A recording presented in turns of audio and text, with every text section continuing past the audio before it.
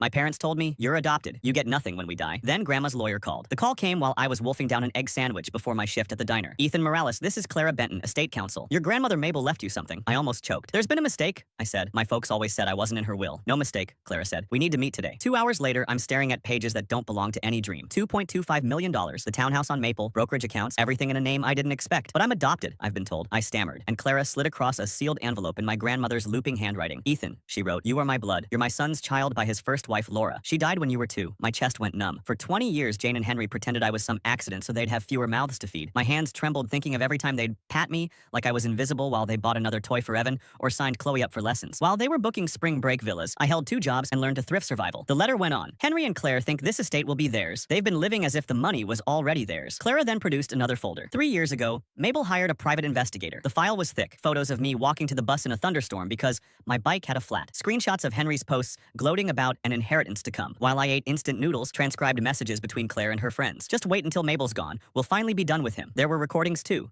Claire's voice clear as a bell. Ethan's not family. He's from Henry's first woman. When Mabel dies, we'll cut him off. Mabel was livid, Clara said. She revised her will 6 months ago. Henry and Claire get nothing. Evan and Chloe each receive $2,500. The rest is yours. And by the way, the investigator found they'd already spent roughly $180,000 against an inheritance that no longer exists. New SUV payments, a major kitchen redo, and a deposit on a Mediterranean cruise. I drove to their house with Clara that night. It was their usual Sunday supper, one I had never been welcome to. Through the sliding glass door, I watched them clink wine glasses over takeout sushi, faces lit by the glow of a streaming show. Claire opened the door and her smile flashed like a knife when she saw us, greed surfacing instantly. Clara, finally, how much did Mabel leave us? We've been so patient. Evan and Chloe hovered like satellites around her, buzzing. Henry brought out a bottle of expensive wine, ready to toast. I smiled, a cold, thin line. Actually, she left everything to me, and she left a letter that explains why. Claire's color drained. That can't be right. He's not even. He is, I said. I pulled from my pocket the hospital record Mabel had kept in a tin, my birth record listing Laura Finch as my mother. Henry's hand knocked the wine glass. Red spilled across their new white rug, seeping into the fibers they'd paid to have installed with money they thought would be theirs. This is a mistake, Evan whispered. Clara stepped forward. No mistake, Mr. and Mrs. Morales. Ethan is the sole residuary beneficiary of Mabel Reyes's estate. Nothing, Claire's voice broke. You have to be kidding. You each have $2,500, Clara said, placing the formal documents on their lacquered table. Everything else to Ethan. Mr. Morales, Mrs. Morales, you have not only lost the expected inheritance, but the loans you opened in anticipation, about $180,000, are immediately callable. Evan's face crumpled. But my car payments, not my problem, I said. Maybe you should have treated me like family. Henry found his voice at last. Ethan, please. We can figure this out. We're family. I looked at him hard. Laura was family. Mabel was family. You are the ones who made 21 years hell for me. Clara handed them the eviction and transfer notices. You have 30 days to vacate any estate property, she said. As we left, I could hear Claire screaming into the phone, Henry begging, Evan sobbing about losing his semester abroad fund, Chloe shrieking to anyone who might refund the cruise deposit. The hot ticket of justice, truth, paperwork, proof, felt cleaner than any check. My fingers curled around the townhouse keys in my palm, and they fit like someone had been waiting all along to hand them over.